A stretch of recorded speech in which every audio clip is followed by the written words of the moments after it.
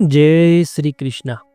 श्रीमद् भागवत महापुराण दसम स्कंद पूर्वार्ध अध्याय 45 यज्ञोपवीत संस्कार અને ગુરુકુળમાં વિદ્યાભ્યાસ।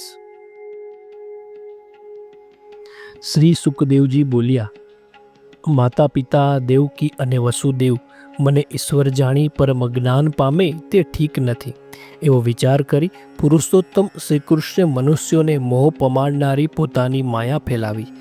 પછી યાદવ શ્રેષ્ઠ કૃષ્ણ મોટા ભાઈ સાથે માતા પિતા પાસે જઈ વિનયથી નમ્ર થઈ તે હે માતા હે પિતા અમે આદરપૂર્વક તમને પ્રસન્ન કરતા કહેવા લાગ્યા, હે પિતા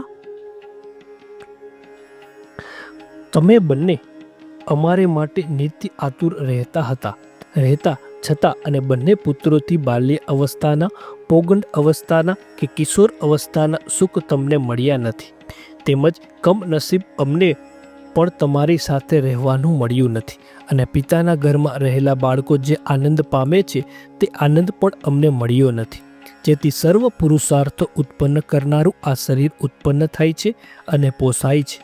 તે માતા પિતાના ઉપકારનો બદલો મનુષ્ય સેંકડો વર્ષોના આયુષ્યથી પણ વાળી શકતો નથી। જે પુત્ર શરીર અને ધનથી સમર્થ હોવા છતાં માતા પિતાને આજીવિકા આપતો નથી, તેનો મરણ પછી પરલોકમાં તેને તેનું પોતાનું માંસ યમદેવના દૂતો ખવડાવે છે।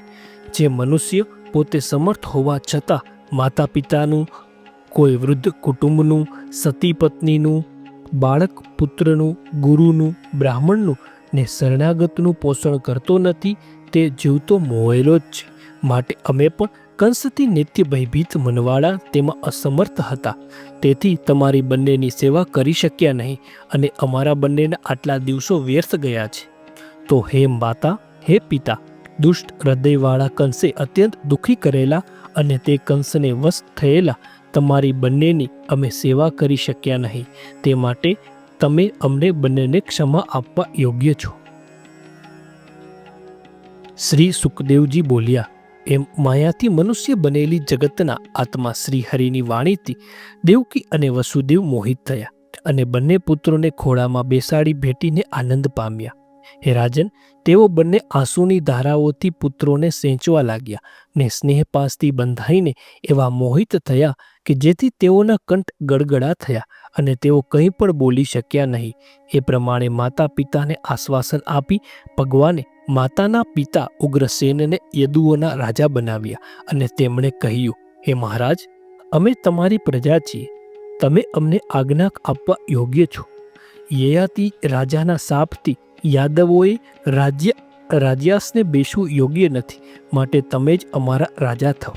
તમારો સેવક હું તમારી પાસે હાજર છું, તેથી દેવતાઓ વગેરે પણ નમ્ર થઈ તમને કર આપશે, તો બીજા રાજાઓ આપશે તે એમાં શું નવાઈ છે। એ રીતે ઉગ્રસેનને રાજા બનાવ્યા પછી જગતના કરતા શ્રી કૃષ્ણ ભગવાને યદુ, વિષ્ણુ, અંધક, મધુ, દાસાર તથા કુકુર વગેરે વંશના પોતાના સર્વ જ્ઞાતિજનો તથા સંબંધીઓ કંસના ભયથી ગભરાઈને જે દિશાઓમાં નાસી ગયા હતા અને પરદેશમાં રહેવાથી દુઃખી હતા તેમને ત્યાંથી તેડાવી સત્કારપૂર્વક આશ્વાસન અને ધન આપી અત્યંત તૃપ્ત કરીને પોતપોતાના ઘરમાં વસ્યા। એટલે તેમાં સર્વ શ્રીકૃષ્ણ તથા બળદેવના બાહુબળની સુરક્ષિત રહી પોતપોતાના ઘરમાં આનંદ કરવા લાગ્યા। તેઓએ સર્વ મનોરથો પ્રાપ્ત કર્યા, સર્વ કામનાઓ પૂર્ણ કરી અને શ્રીકૃષ્ણ તેમજ બળદેવને લીધે તેમના સર્વ સંતાપો દૂર થયા। તેઓ આનંદિત, શોભાયમાન, કરુણાર્ધ અને મંદ સ્મિતવાળા શ્રીકૃષ્ણના મુખ કમળનું હંમેશા દર્શન કરી પ્રસન્ન થતા। શ્રીકૃષ્ણના તે સંબંધીઓ જે અત્યંત ઘરડા હતા તેઓ પણ શ્રીકૃષ્ણ ભગવાનના મુખ કમળના અમૃતનું નેત્રોથી વારંવાર પાન કરી અત્યંત બલિષ્ઠ અને યુવાન બની જતા। પછી હે ગજેન્દ્ર, દેવકીના પુત્ર શ્રીકૃષ્ણ ભગવાન અને બળદેવજી નંદરાય પાસે જઈ તેમને ભેટી કહેવા લાગ્યા, હે પિતાજી, સ્નેહાળ એવા તમે બંને અમારું ઘણું જ લાલન પાલન કર્યું છે। માતા પિતાને પુત્રો પર પોતાના કરતાં પણ અધિક પ્રીતિ હોય છે। તમારે એમ ન કહેવું, તમે તો દેવકી વસુદેવના પુત્રો છો, અમારા પુત્રો નથી, કેમ કે પોષણ અને રક્ષણ કરવા અસમર્થ સંબંધીઓએ તેઓને તજ્યા હોય તે બાળકોનું જેઓ પોતાના છોકરાની પેઠે પોષણ કરે છે તેઓ જ ખરા માતા પિતા છે.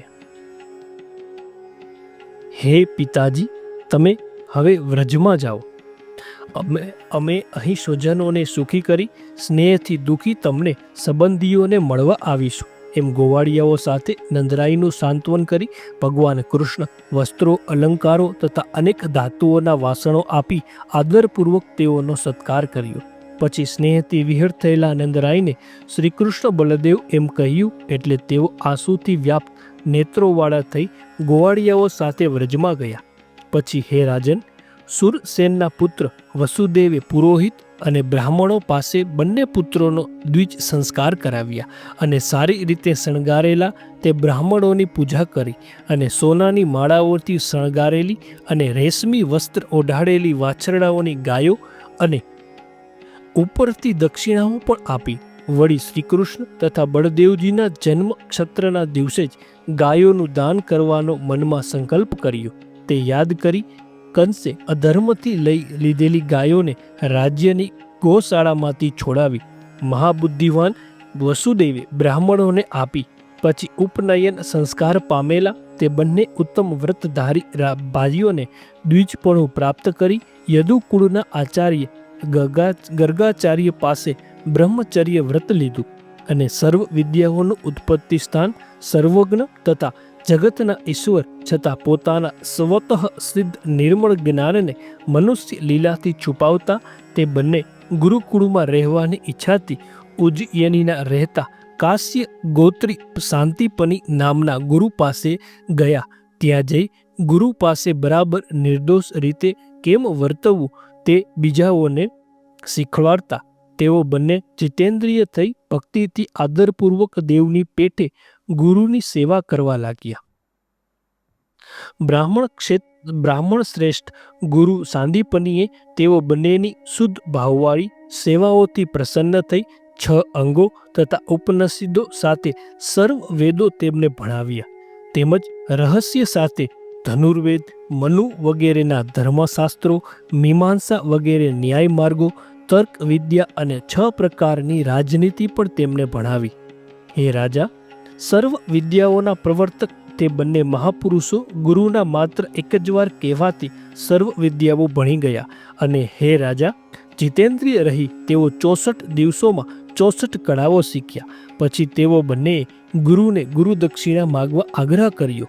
એટલે હે રાજન, બ્રાહ્મણ સાંદીપનીએ બંનેનો અદ્ભુત મહિમા તથા મનુષ્યોથી અધિક બુદ્ધિ જોઈ પત્ની સાથે વિચાર કરી પ્રભાસના મહાસમુદ્રમાં મરણ પામેલા પોતાના પુત્રને જીવતો પાછા લાવવા માગ્યો. ત્યારે તથાસ્તુ એમ કહી અગાધ પરાક્રમી તે બંને મહારથીઓ રથ પર બેસીને પ્રભાસ ગયા અને ત્યાં મહાસાગરના કિનારા પર જઈ ક્ષણવાર બેઠા.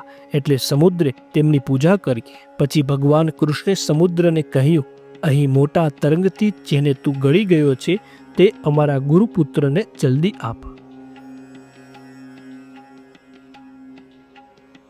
સમુદ્રએ કહ્યું, હે દેવ, હું આપના ગુરુપુત્રને હરી ગયો નથી, પણ હે કૃષ્ણ, પંચજન નામનો એક મોટો દૈત્ય અહીં જળમાં ફર્યા કરે છે અને તે શંખનું રૂપ ધરી અહીં રહે છે.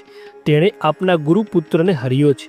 તે સાંભળી પ્રભુ કૃષ્ણે તરત જળમાં પ્રવેશ કર્યો અને પંચજન અસુરને મારી તેના પેટમાં જોયું તો ગુરુપુત્રને જોયો નહીં. પછી તે દૈત્યના શરીરમાં ઉત્પન્ન થયેલા શંખને લઈ ભગવાન રથ પાસે ગયા અને ત્યાંથી યમદેવને પ્રિય સંયમની નામની નગરીમાં જઈ બળદેવજી સાથે જનાર્દન શ્રી કૃષ્ણે શંખ વગાડ્યો. એટલે શંખનો શબ્દ સાંભળી પ્રજાઓના નિયમમાં રાખનાર યમદેવે તેઓ બંનેની ભક્તિપૂર્વક મોટી પૂજા કરી અને નમન કરી સર્વ પ્રાણીઓના હૃદયમાં રહેનારા શ્રી કૃષ્ણએ કહ્યું, લીલાથી મનુષ્ય બનેલા હે વિષ્ણુ, આ હું આપ બંનેનું ક્યું કાર્ય કરું? શ્રી ભગવાન બોલ્યા, હે મહારાજ, પોતાના કર્મને આધીન અમારા ગુરુપુત્રને તમે અહીં લાવ્યા છો. તમે મારી આજ્ઞા માની લાવો. બહુ સારું, એમ કહી યમદેવે ગુરુપુત્રને હાજર કર્યો. એટલે યદુશ્રેષ્ઠ શ્રી કૃષ્ણ તથા બળદેવજી તેને પોતાના ગુરુને સોંપી ફરી પણ વર માગો એમ ગુરુને કહ્યું. ગુરુ બોલ્યા, હે પુત્ર, તમે બંને મને સારી પેટે ગુરુ દક્ષિણા આપી છે અને તેમાં કંઈ નવાઈ નથી, કારણ કે તમારા જેવાના ગુરુની કંઈ કામના અપૂર્ણ રહે. હે વીર શિષ્યો, હવે તમે પોતાના ઘેર જાઓ, તમારી પવિત્ર કીર્તિ થાવ અને તમે ભણેલા વેદો આ લોકમાં તથા પરલોકમાં એક પ્રહર પણ તમને ન ભૂલાવ. ગુરુએ જેમ રજા આપી એટલે હે રાજા, તેઓ બંને વાયુ સમાન વેગવાળા અને મેઘ જેવી ગર્જના કરતા રથમાં બેસી પોતાના નગરમાં આવ્યા. સર્વ પ્રજાએ ઘણા દિવસ સુધી શ્રી કૃષ્ણ તથા બલદેવને જોયા ન હતા, તેથી તેમના દર્શન કરી ખોવાયેલું ધન જાણે પાછું મળ્યું હોય તેમ તે આનંદ પામ્યા. શ્રીમદ ભાગવત મહાપુરાણ દસમ સ્કંદ અધ્યાય 45 સમાપ્ત. જય શ્રી કૃષ્ણ.